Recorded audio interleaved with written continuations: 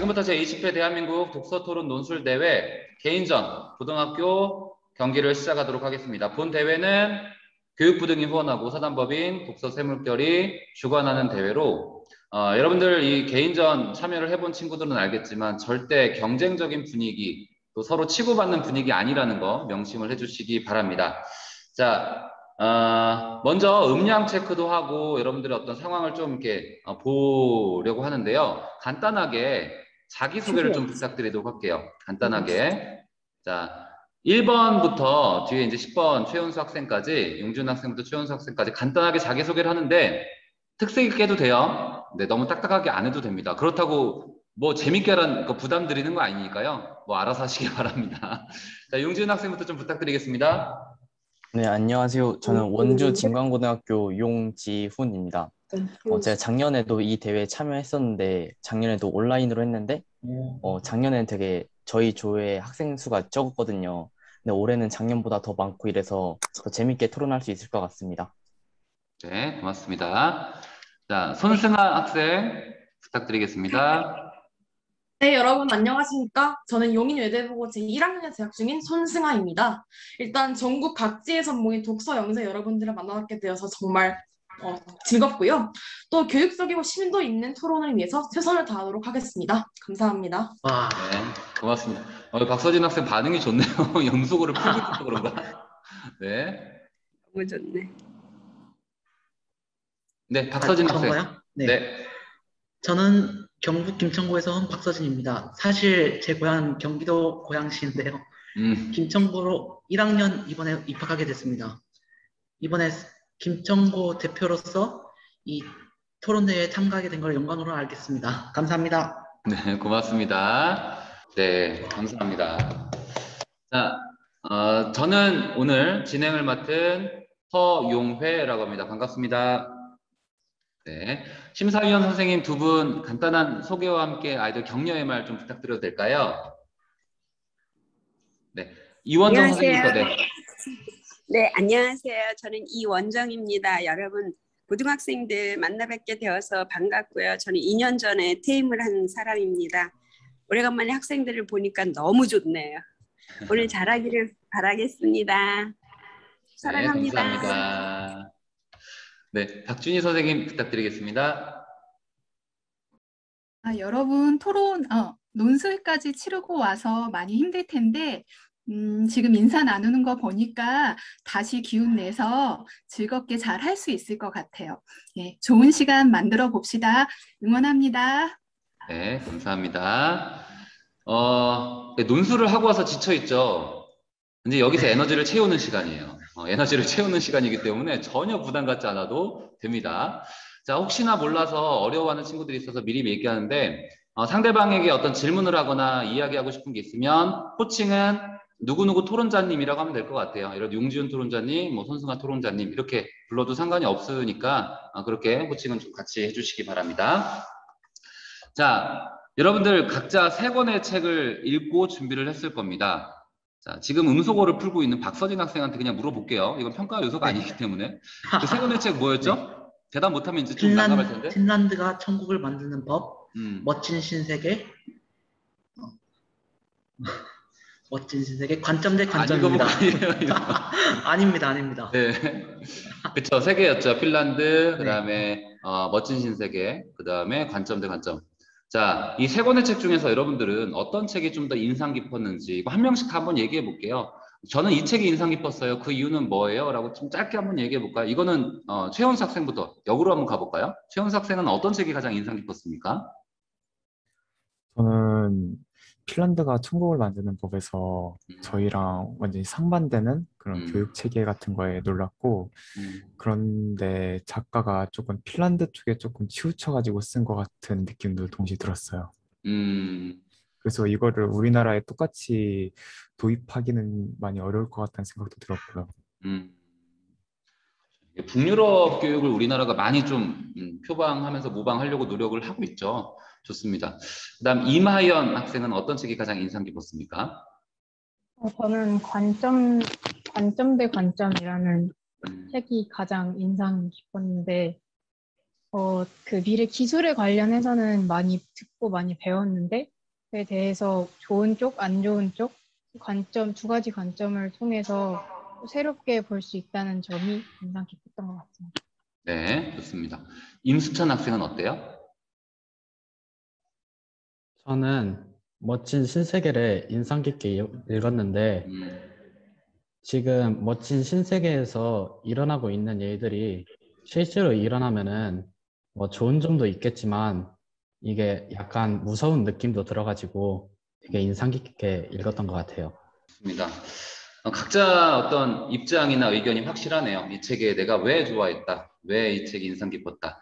지금 보니까 핀란드 천국을 만드는 법이 지금 4명 정도 선호를 했고, 그 다음에 신세계가 3명, 관점 대 관점이 1명이었거든요. 그럼 이 5조는 핀란드나 신세계로 가야 되겠죠, 그쵸? 자, 오늘 책을 소개하도록 하겠습니다. 오늘 5조가 다룰 책은 이겁니다. 안 보이죠? 관점 대 관점입니다. 자, 오늘 5조의 책은 관점 대 관점이고요.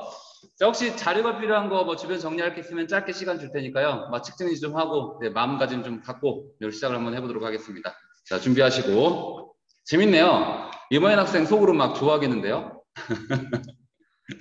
근데 여러분들 아마 이 관점 대 관점 안에 있는 책 이슈들이 아마 한 번쯤은 혹은 그 안에 있는 모든 것은 아니더라도 생각해봄직할 만한 그런 주제들이어서 크게 어렵지 않게 접근할 수 있을 것 같아요. 아무래도 관점 대 관점이라는 책 제목에서도 볼 수 있듯이 충돌하고 있는 어떤 것들이 있어요. 충돌하고 있는 어떤 것들이. 가볍게 우리 주변에서 살펴보면 아마 여러분은 사람과 만나는 사람과의 어떤 관계에서 충돌하는 부분들도 있을 것 같은데 최근 친구나 혹은 가족 또 주변 사람들과 의견 충돌을 겪어본 사람 혹시 있을까요? 무엇 때문에 그런 의견 충돌을 겪었는지도 같이 한번 얘기를 해주시면 좋을 것 같아요. 이건 자유롭게 얘기를 해주시기 바랍니다. 손을 들어서 표해도 되고요. 아니면 그 밑에 탭에 반응이라는 게 있습니다. 거기에 손들기 표시가 있어요. 그러면은 화면이 제일 앞으로 가더라고요. 지금 화면 순서에서. 그렇게 표시를 해도 상관이 없습니다. 자, 자유롭게 한번 얘기해 볼까요? 네, 손승아 학생. 네, 저는 최근에 부모님과 의견 갈등을 빚은 적이 있었는데요. 일단 저 같은 경우에는 아직 고등학교 1학년이기도 하고 또 좀 더 많은 것들을 경험하고 싶어서 이 독서 새물결 대회를 포함해서 다른 많은 대회에 나가고 싶었는데 저희 부모님께서는 제가 조금 더 공부에 집중하는 것을 원하고 계세요. 그래서 제가 뭔가 수학이나 과학 같은 제가 약함을 느끼고 있는 과목에 상대적으로 좀 더 시간을 많이 적응했으면 좋겠다라고 말씀하셨는데 저는 물론 수학과 과학 같은 것도 중요하지만 저의 미래의 꿈이 저는 국제법무 변호사를 꿈꾸고 있는데 이러한 저의 꿈을 위해서 좀 더 많은 경험을 하고 좀 더 많은 세상을 경험하고 싶어서 이렇게 부모님과의 의견 갈등을 빚고 있었습니다. 그래서 저는 이제 부모님과의 이러한 갈등을 해결하기 위해서 타협안을 제시를 했는데요. 일단 저 같은 경우에는 하루에 몇 시간 이상이라고 구체적으로 공부 목표를 정한 이후에 제가 이 정도의 성취를 이뤄내면 몇 번의 대회 나가는 것을 허락해 주세요. 라는 식으로 부모님을 설득하였습니다. 그래서 이러한 의견 충돌이 있을 때는 결국 모두가 협상할 만한 그런 괜찮은 타협안들을 만드는 것이 괜찮은 것이라고 생각을 하게 되었고 네, 이를 통해서 슬기롭게 이런 의견 충돌을 해결할 수 있을 것이라고 생각을 합니다. 네, 의견 충돌을 해결하는 방법까지 잘 얘기해 줬네요. 네, 좋아요. 혹시 다른 친구는 어떨까요? 임하연 학생. 저는 어제에 있었는데 어제. 네, 어제 탄소중립 캠프라고 저희 학교에서 운영하는 캠프를 참여를 했었는데 그 친구랑 같이 3명이서 발표 자료를 만드는 과정에서 분명 같은 주제를 다루고 있었는데 관심 있는 사례라든지 아니면 관점이라든지 이게 다르더라고요. 친구들이더라도. 그래서 난 이걸 다루고 싶고 난 저걸 다루고 싶고 이렇게 얘기하고 싶고 이런 부분에서 갈등을 겪었어요. 그럼 원래 여기까지만 얘기하려고 했었는데 네, 여기까지만 해도 돼요. 괜찮습니다. 더 하고 싶은 게 있군요. 네, 하세요. 하시면 됩니다. 손승아 토론님처럼 해결 방법이 저는 그때 그냥 화만 나고 그냥 그 친구들 의견을 따라하기만 했었는데 손승아 토론자님 말을 듣고 저도 타협점을 제시하면 좋은 발표자를 더 만들 수 있지 않았을까 하는 생각이 들어요. 여러분들이 지금 사실은 선생님이 질문을요. 어떤 의견 충돌을 겪었습니까? 다음이 뭔지 아세요? 어떻게 해결했어요? 예요. 근데 이미 처음부터 얘기를 다 했기 때문에 이 질문은 빼고요. 이런 거 한번 물어볼까요? 여러분, 색안경을 낀다라는 말이 있습니다. 그게 이제 나의 기준을 가지고 다른 사람을 평가하거나 다른 무언가를 평가하나라는 어떤, 가볍게 얘기하면 그런 의미가 있는데, 여러분들은 다른 사람을 볼 때 본인만의 어떤 평가가 아니죠. 중요하게 생각하는, 그 사람들을 판단하거나 볼 때 생각하는 중요한 기준 같은 것들이 혹시 있어요? 나는 이 사람을 볼 때, 혹은 나는 무엇을 볼 때, 영화를 고를 때도 마찬가지고요. 물건 고를 때도. 이런 기준을 굉장히 중요하게 생각합니다. 혹시 그런 것들이 있을까요? 이건 짧게 하면 되겠죠? 전 이것을 봅니다. 라고. 네. 주수빈 학생. 저는 좀 사람을 볼 때 특정한 기준이 있는데 그 사람을 볼 때 저와 지킨 약속을 얼마나 잘 지키냐, 특히 시간 약속을 잘 지키냐를 가지고 판단을 합니다. 제가 보통 시간 약속을 거의 어기지 않는 편이라 상대방도 시간 약속을 어기지 않는 거에 대해서 굉장히 중요하게 생각을 하는데, 시간 약속을 어기는 사람에 대해 무조건 부정적인 시선만을 가지는 것은 아니지만 사람과 사람 간의 인간 관계에 있어서 가장 기본적이고 쉽게 지킬 수 있는 것이 시간에 대한 약속이라고 생각하고, 또 시간은 한번 흘러가면 다시 되돌릴 수 없는 것이기 때문에 사람을 볼 때 있어서 저는 시간 약속을 얼마나 잘 지키냐를 가장 중요한 판단 기준으로 보고 있습니다. 시간 약속. 자, 임수찬 학생은요?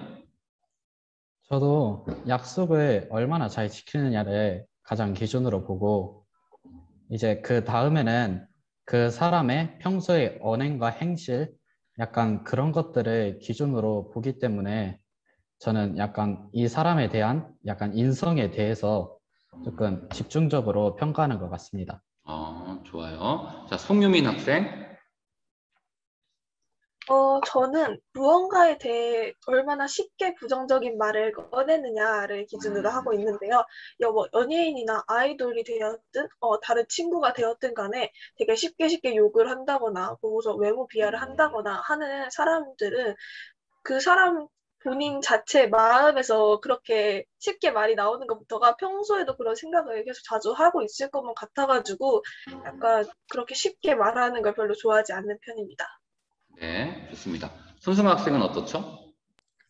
저도 앞서 임수찬 토론자님과 송유민 토론자님께서 말씀해 주신 것 같이 사람을 평가하거나 사람에 대해서 어떤 생각을 가질 때 이 사람의 언행에 있어서 많은 것들을 결정하는 그런 편입니다.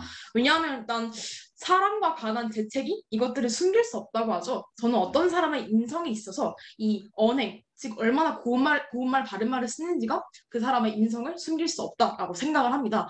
왜냐하면 아무리 고운 말을 쓰려고 노력을 해도 나쁜 말을 쓰는 것이 이제 입안에 굳어버린 학생 혹은 친구들은 일단 조금만 부정적인 상황이 되더라도 쌍시옷으로 시작하는 굉장히 상스러운 말을 내뱉거나 그런 것들을 많이 목격을 했어요. 그래서 저는 이 고운 말을 사용하는 것이 정말 인성에 있어서 가장 기본적인 어떤 잣대가 되지 않나라고 생각을 하고, 그렇기 때문에 저 스스로도 제가 나쁜 말을 쓰고 있지는 않는가, 혹은 어떻게 하면 좀 더 사람에게 배려가 있고 또 좀 더 고운 말을 사용할 수 있지에 대해서 노력하고 있는 편입니다. 그래서 인간을 평가할 때 언행이 가장 중요하다라고 생각을 합니다. 자, 지금 우리가 다른 사람을 볼 때 혹은 무언가를 볼 때 판단 기준이라든지 아니면 논쟁에 있어서 어떻게 해결하는 방법들을 얘기해 봤는데, 이 관점 대 관점 안에는 상당히 많은 이슈들이 들어가 있어요. 그 이슈들이 뭐 클래식한 아주 오래전부터 얘기했던 것들도 있고, 아니면 새로운 빅데이터 같은 위존자 가위, 크리스토퍼 이런 것들까지 여러 가지 의견들이 있는데, 한번 좀 가볍게 클래식한 것 좀 다뤄볼까요? 예전에 많이 얘기했던 안에 지금 동물 실험, 의학에 관련돼서 동물 실험 얘기가 나오고 있습니다. 여러분들 의학 그 실험을 위해서 동물들을 사용하는데 어떤 동물들이 주로 사용되시는지 혹시 아시나요? 뭐 간단하게 어떤 동물들입니다. 얘기해 볼까요? 어떤 동물들이 주로 사용이 되죠? 생쥐가 많이 실험에 사용되는 것. 생쥐도 있고요. 이거는 그냥 자유롭게 얘기하셔도 됩니다. 뭐 발표가 길지 않아도 되니까요. 문서고 풀고 얘기하셔도 돼요. 토끼도 많이 사용하는 걸로 알아요. 이게 동시에 말하니까 하나도 안 들리는군요. 자, 토끼 들렸고요. 또 뭐 있을까요? 손승 학생 뭐 얘기했어요? 저도 화장품 실험에 토끼나 쥐 혹은 다른 동물들이 많이 사용되고 있다고 말씀드리고 싶었어요. 토끼나 쥐. 아까 용준 학생도 뭐 얘기했던 것 같은데? 저 생활과학 교과에서 얘기하는 것처럼 토끼가 화장품 같은 실험에 많이 쓰인다고 얘기하려고 했습니다. 토끼 좋아요. 아마 여러분들 되게 많을 거예요. 뭐 초파리, 바퀴벌레, 뭐 원숭이도 심지어 사용되고, 그다음에 뭐 침팬지 같은 것도 사용이 되죠. 아마 학교에서 이런 활동했던 친구들이 있을 겁니다. 토끼 눈 못 감게 하고 마스카라 발라놓고 그런 경우도 있죠. 그 아이들이 활동하는 동아리 사진을 봤는데 끔찍하더라고요. 그리고 뭐 의학 실험은 아니지만 최초의 우주로 간 것은 사람이 아니었다도 알고 있죠. 라이카라는 뭐 이제 소설도 있었지만 그런 것들을 볼 때 참 이 동물들이 실험에 이용되는 것들이 어떻게 보면은 인간이 하기 위험한 어떤 실험이기 때문에 동물이 대신하는 걸 수도 있고, 반대로 얘기하면 그 동물 입장에서는 굉장히 잔인하고 가혹한 일이 될 수도 있는데요. 여러분들 이 다양한 분야에서 시행되고 있는 동물 실험에 대해서 여러분들은 찬성하는 입장이신가요? 아니면 반대하시는 입장인가요? 그러니까 찬성은 동물 실험에 찬성한다고, 반대는 동물 실험에 반대한다겠죠? 그 근거까지 한번 들어서 얘기를 해볼까요? 자, 이거는 이렇게 할게요. 본인의 의견을 얘기를 하셔도 돼요. 저는 찬성이에요. 왜 그러냐면 이런 이유 때문이죠. 라고 한 다음에 다른 친구가 혹시 뭐 나는 반대 얘기해도 되고 찬성 얘기해도 되는데 앞서서 이야기했던 친구에게 근데 하지만 이렇지 않습니까? 라고 질문을 던져도 상관이 없습니다. 그러니까 내 의견을 얘기해도 되고 상대방에게 질문해도 된다라는 거 참고하시고 한번 의견을 한번 얘기를 해보도록 합시다. 자, 누구부터 할까요? 네, 용지훈 학생부터 얘기할까요? 저는 동물 실험에 반대를 합니다. 그 이유로는 우선 동물 실험이 그 인간의 동물이 인간과 그 생물학적인 게 다르기 때문에 동물 실험의 효과를 그대로 인간에 적용할 수 없습니다. 그 뭐 탈리너마이드 같은 사례처럼 동물 실험에서는 굉장히 많은 약을 투여해야지 이렇게 반작용을 일으키는 그런 약들도 있고, 또 동물 실험에서 나타나지 않았던 그런 작용들이 인간에게서 나타날 수 있기 때문입니다. 또한 동물들도 이렇게 똑같이 인간과 같이 고통과 쾌락을 느낀다는 점에서 인간과 같이 도덕적으로 고려되어야 하는데, 그런 동물들에게 인간을 대체해서 인간의 편의를 위해서 실험을 한다는 것은 굉장히 인간 중심적인 사고라고 생각을 합니다. 따라서 이런 동물 실험을 줄이기 위해 생활과학 교과서에서 얘기하는 여러 가지 달걀의 유정란에 실험을 한다던가 아니면 컴퓨터 시뮬레이션을 이용한다든가 하는 등의 방법으로 동물 실험의 수를 차차 줄여나가야 한다고 생각합니다. 자, 반대 입장을 먼저 이야기를 했고요. 이마연 학생은 어떤가요? 저는 동물 실험에 찬성하는 입장인데요. 아무래도 저는 인간이다 보니까 인간의 입장에서 인간의 안전을 위해서 이게 뭐 치료제를 개발을 하거나 아니면 화장품을 만들 때 인간의 건강을 위해서 어쩔 수 없이 동물을 이용하는 건 또 대체의 방법이 아직 기술적으로 많이 부족하기 때문에 어쩔 수 없고 아직은 필요하다고 생각하는 입장입니다. 대체하기 어렵다. 좋아요. 자, 주수빈 학생은요? 네, 저는 앞서 첫 번째였던 용지연 토론자님께서 말씀하셨던 것 같이 동물 실험에 반대하는 입장입니다. 앞서 얘기해 주셨던 것처럼 인간의 몸과 동물의 몸은 구조적으로 세포나 DNA에 있어서 다르기 때문에 동물에게서 나타나지 않은 부작용이 인간에게 나타날 수 있고 동물에게서 나타난 부작용이 인간에게 나타나지 않을 수 있는 등 그 사이의 간격을 메우기가 굉장히 그 간격에 있어서 우리가 확실하게 얘기할 수 없기 때문이고, 또 앞서 얘기해 주셨던 것처럼 동물의 표범감수 능력을 인간으로서 무시해서는 안 된다라고 생각을 합니다.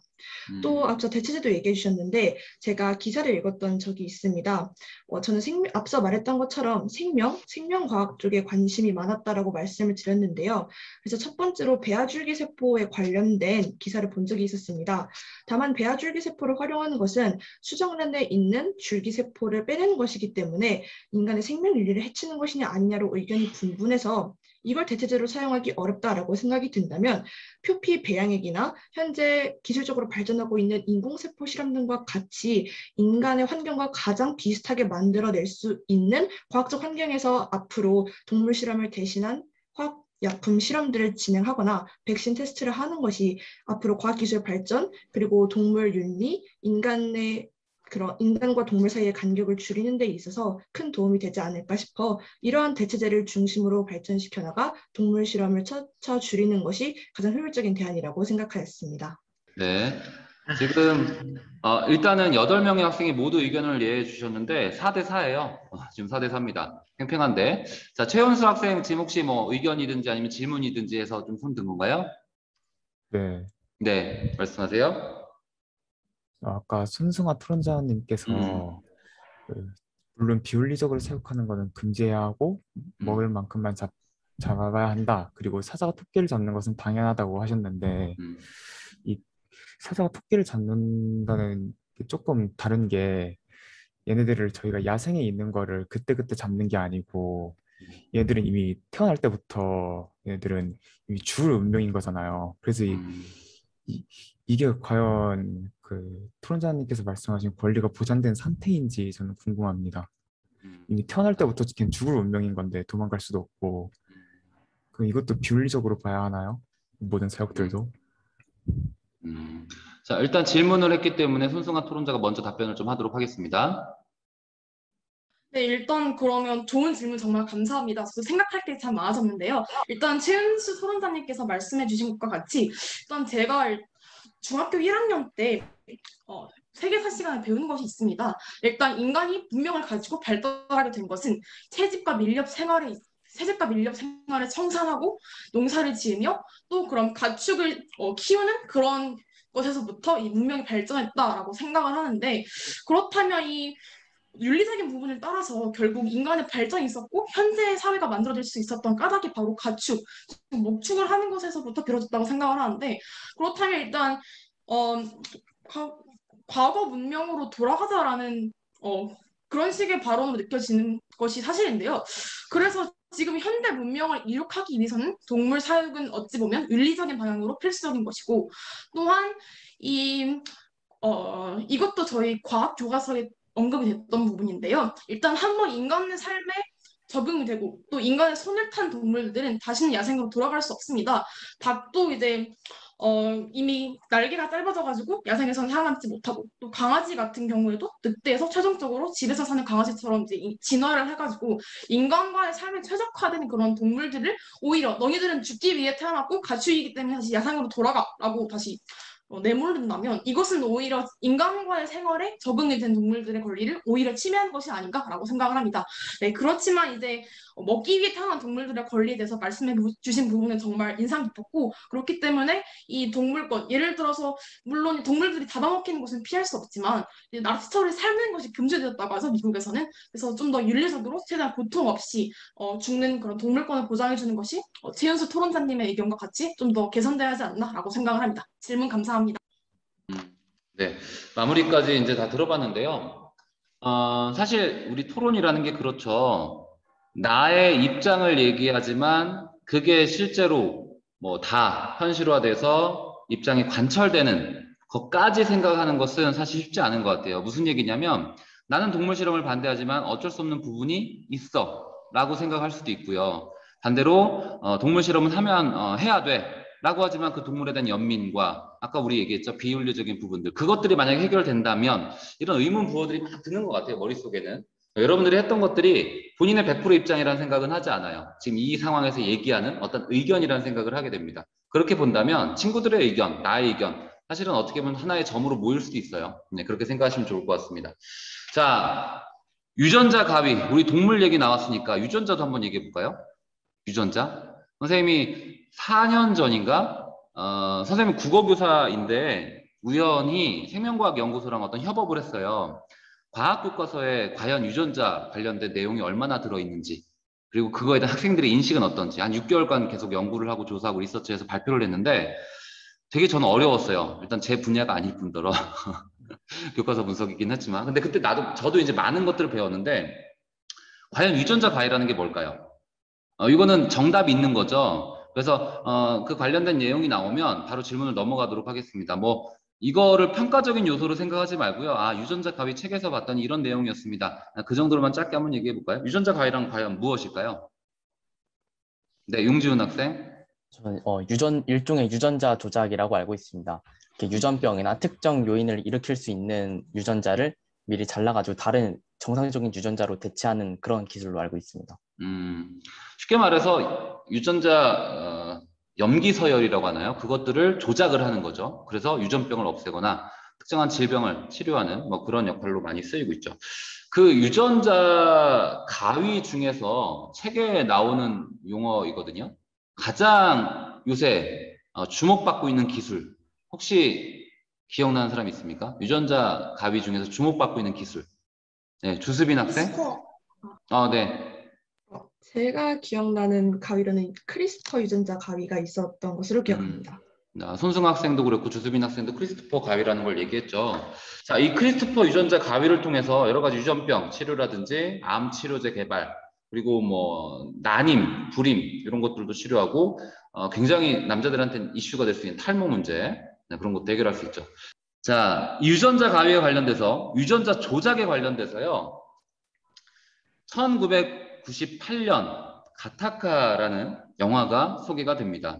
자, 이 가타카라는 영화는요, 유전자가 조작되는 사회를 그려내고 있죠. 쉽게 말해서 우월한 유전자를 출산할 수 있도록 미리 유전자를 이제 조작을 해서 그렇게 태어난 아이들은 상위 어떤 삶을 누리게 되고 그렇지 못한 존재들은 열등한 존재로 나뉘어서 살게 되는 약간 이분법적인 세계와 함께 유전자 조작의 어떤 소재를 다루고 있는 영화이거든요.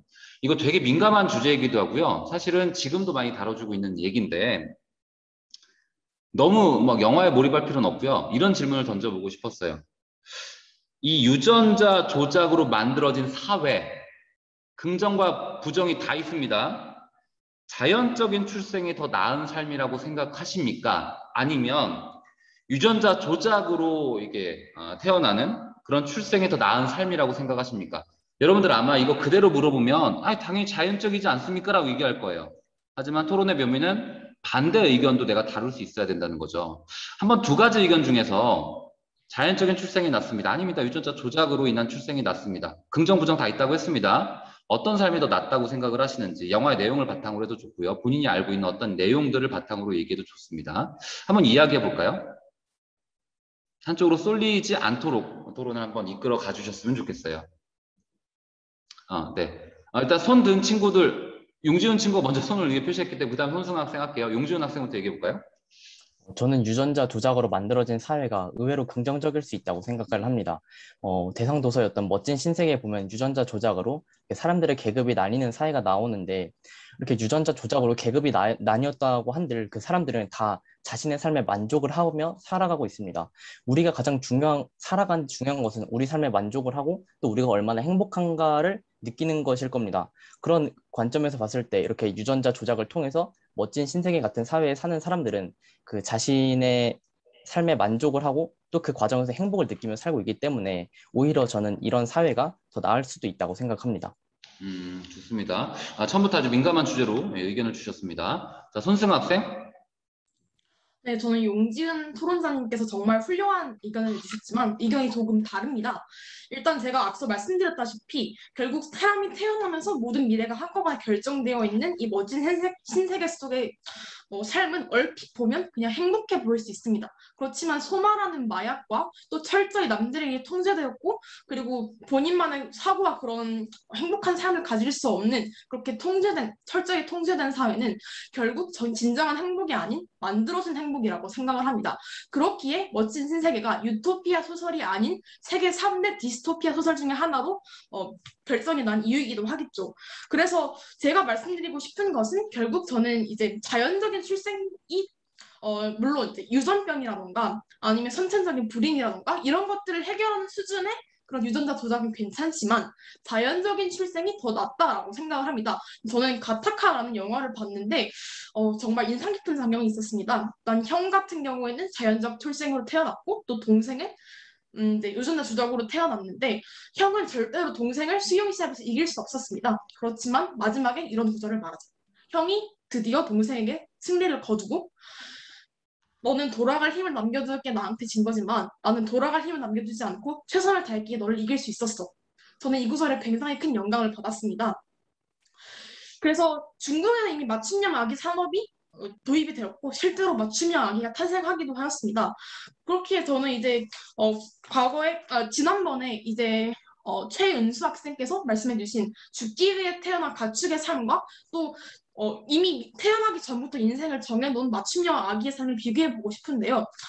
그래서 일단 태어나기 전부터 자신의 결정권, 그런 것 없이 결국 모든 것이 부모 혹은 어른, 다른 것들의 결정에 의해서 본인 삶의 행복 그리고 결정권을 모두 박탈당한 그런 맞춤형 아기의 삶이 정말 자연적 출생, 그러니까 요즘 말로는 신의 선물이라고 불리기도 하죠. 그렇기에 저는 자연적 출생이 상당히 많은 부분에서 유전자 조작 혹은 맞춤형 아기 출생보다 많은 이점을 가지고 있다고 생각을 합니다. 자, 우리 코로나 시대를 살아가고 있는 우리들에게 어떻게 보면 굉장히 밀접한 최근에 다가온 개념이 하나가 있습니다. 그게 뭐냐면 메타버스 혹은 가상현실이라는 것이죠. 어제 뉴스에도 그런 게 있더라고요. 대학에서 메타버스를 활용한 축제, 그다음에 개강식, 오리엔테이션, 아바타를 이용해서 거기에 자기를 등장시키고 그걸 꾸미는 어떤 거기에서 이제 만족감을 느끼는 학생들의 모습이나 인터뷰를 들어본 적이 있는데, 이처럼 3차원 가상세계인 메타버스가 굉장히 요새 주목을 받고 있습니다.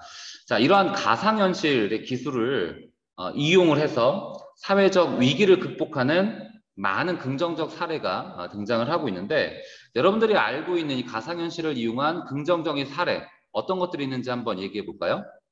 이것도 자유롭게 한번 얘기해 보시기 바랍니다. 사례이기 때문에 뭐 이거 있습니다, 저거 있습니다 정도겠죠? 네, 송유민 학생. 제가 예전에 되게 다큐를 하나 본 적이 있는데요. 어린 5살 딸아이가 병으로 앓다가 좀 일찍 하늘나라에 가게 된 그 어머님이 계셨는데, 그 가상현실을 이용해서 딸아이와 이렇게 잠깐 마주할 수 있는 시간을 만들어준 다큐를 본 적이 있거든요. 막 그렇게 보면서 진짜 아이를 이제 보내줄 수 있을 것 같다라고 말씀하시는 걸 보면서 이렇게 되게 그리운 사람이나 되게 보고 싶은 사람을 다시 눈앞에서 이렇게 잠시라도, 물론 아예 완벽히 구현하기는 힘들겠지만 볼 수 있다는 점에서 저는 그런 사례를 좋다고 느꼈습니다. 네, 저도 그 영상을 보긴 봤어요. 보면서 펑펑 울었죠. 네, 손승아 학생은 어떤가요? 네, 저 같은 경우는 이제 초등학교 6학년 때와 중학교 1학년 때 모두 기가 시간이었나요? 교과서에 등장을 해가지고 말씀을 꼭 드리고 싶었습니다. 일단 응급대원들의 실전 교육과 그리고 이제 학생들의 안전 교육이 모두 VR을 통해서 굉장히 효율적으로 이루어지고 있다라는 사례를 말씀드리고 싶었는데요. 일단 응급대원들 같은 경우에는 특히 소방관 혹은 뭐 간호사들이나 아니면 실제로 병원에서 일하는 사람들 같은 경우에는 이러한 실제 응급 상황들을 재현하기가 굉장히 힘들다고 알고 있습니다. 그렇기 때문에 소방관 같은 경우에는 실제로 인명을 구조하는 상황을 시뮬레이션 해가지고 교육을 한다던가, 아니면 안전교육 같은 경우에는 사실 여기 있는 모든 고등학생분들께서 소론자분들께서 굉장히 이제 재미없고 또 PPT 영상으로만 보여주는 안전교육을 모두 받아본 적이 있을 것이라고 생각을 해요. 그렇지만 이제 요즘 초등학생 혹은 이제 더 미래 학생이 될 아이들 같은 경우에는 실제로 정말 위험한 상황, VR을 끼고서 정말 뭐 화재 사용해서 학교를 탈출한다던가 아니면 친구가 심장마비가 왔다던가 하는 정말 생생하고 괜찮은 상황을 재현함으로써 이런 가상현실 그리고 메타버스를 통한 굉장히 효과 높은 그런 안전교육과 그리고 응급대원들의 실전 교육이 이루어지고 있다라고 알고 있습니다. 감사합니다. 네, 감사합니다. 박서진 학생. 네, 저는 가상현실에서 특히 공부적으로도 그리고 스트레스를 해소하는 데도 좋다고 생각하는데요. 특히 유튜브에서 VR 챗을 이용한 많은 유튜버들이 있습니다. 특히 저는 조매력이라는 사람을 좋아하는데요. 그 조매력이라는 사람은 실제로 사람들이 발굴해내지 못한 가수인데요. 그분은 외국인들과 영어로 소통하면서 노래를 함으로써 저희 한국인들뿐만 아니라 외국인들한테도 음악적 힐링을 주고 있습니다. 두 번째로 유명한 그룹이 바로 홀로라이브라는 그룹인데요. 그 청소년 정도의 여자아이들이 아바타를 써서 사람들과 채팅하고 게임을 하는 홀로라이브라는 것이 있습니다. 그것으로 인해서 많은 사람들은 힐링도 받고 또한 영어 공부도 됐습니다. 여러분들하고 오늘 함께 해서 너무나 즐거웠어요. 사실은 이게 솔직히 말하면요. 오늘 1시부터 지금 이제 7시 가까이 되는 시간까지 사실 진이 빠지는 일이거든요. 근데 이걸 할 수 있는 이유가 아까 초반에 말했던 것처럼 이 이야기식 토론 100분이 에너지가 빠지는, 그러니까 진이 빠지는 시간이라기보다는 이게 좀 차오르는 그런 시간이라는 생각을 참 많이 해요. 그렇기 때문에 매년 이거를 기대하고 기다리면서 하고 있는 것 같습니다. 여러분들에게는 어떤 시간이었는지 잘 모르겠어요. 하지만 지금 갖고 있는 생각들, 관점들 그리고 본인의 원래 갖고 있던 입장과 다른 이야기를 한 친구도 분명히 있을 겁니다.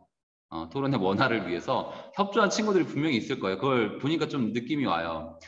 그런 모든 것들을 다 오늘 기억하고 앞으로도 기대할 테니까 여러분들도 지금처럼 이렇게 잘 서주시기 바랍니다. 기특합니다. 네. 혹시 심사위원 해주신 박준희 선생님과 이원정 선생님도 아이들에게 마지막 한마디 좀 해주실 수 있을까요? 네, 오늘 이 먼 곳까지 와서 여러분들과 함께 할 수 있어서 정말 기뻤고요. 여러분의 그 알찬 수다가 저한테 오히려 도움이 너무 많이 된 것 같아요. 제가 오히려 많이 배우고 또 많이 생각할 거리를 갖고 가서 기쁩니다. 여러분 모두 건강하고 행복하세요. 감사합니다. 네, 감사합니다.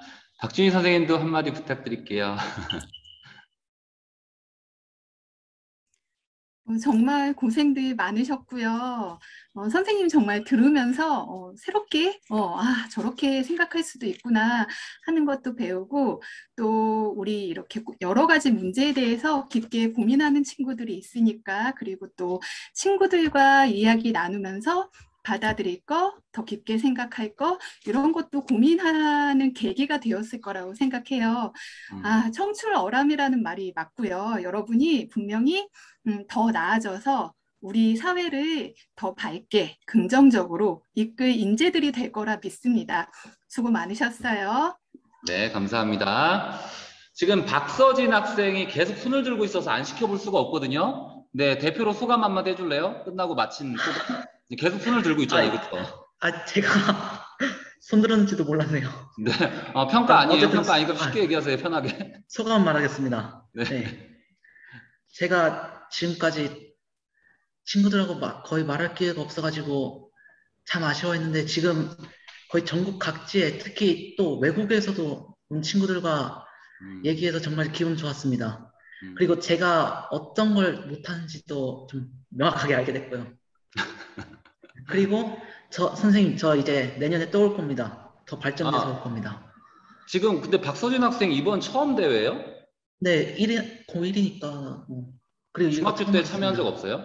네, 없습니다. 왜 이렇게 낯이 익지? 흔한 얼굴인가? 네, 그러네요. 좋습니다. 네, 박서진 학생만 시키긴 좀 모르는 게 지금 상해에서 접속한 최은수 학생도 한번 소감을 좀 들어볼게요. 정말 이런 게 아니면 최은수 학생을 또 만나기 힘들잖아요. 그래서 네, 편견 아니고요. 절대 그런 거 아니니까요. 최은수 학생도 간단하게 소감 혹시 한마디 해줄 수 있을까요?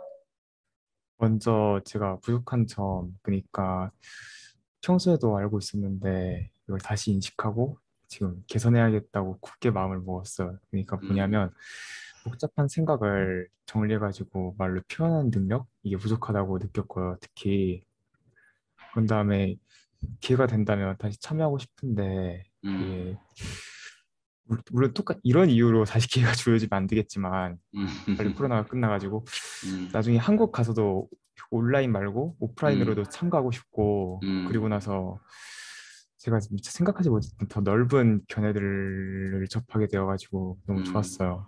이런 토론이 있다면 더 참가하고 싶게 되었고. 네, 좋습니다. 아마 내년에는 한국 와서 할 수 있을지도 몰라요.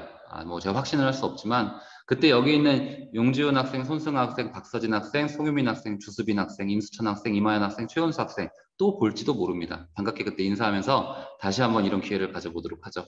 자, 미안합니다. 두 학생만 들어봤는데 모든 친구들 다 듣고 싶지만 여러분 쉴 권리를 또 보장을 해줘야 되죠. 너무 고생했고요. 마지막으로 인사하고 마무리하도록 하겠습니다. 앞서서 중학교 아이들과 같이 인사한 방법인데 선생님 학교는 인사 방법이 조금 독특해요. 어떤 구호를 쓰냐면 차렷 인사하면 사랑합니다 라는 구호를 합니다. 억지로 세뇌시키는 건 아닌데 그럼 진짜 서로 사랑하는 느낌이 들 때가 있어요. 자, 그래서 차렷 인사 제가 구호를 하면 사랑합니다. 자, 음소거 풀고 인사하고 마무리하도록 하겠습니다. 자, 차렷 인사. 네, 사랑합니다. 여러분은 모두 독서교육으로 대한민국을 살리고 있습니다. 수고하셨습니다. 감사합니다. 네. 감사합니다. 수고하셨습니다.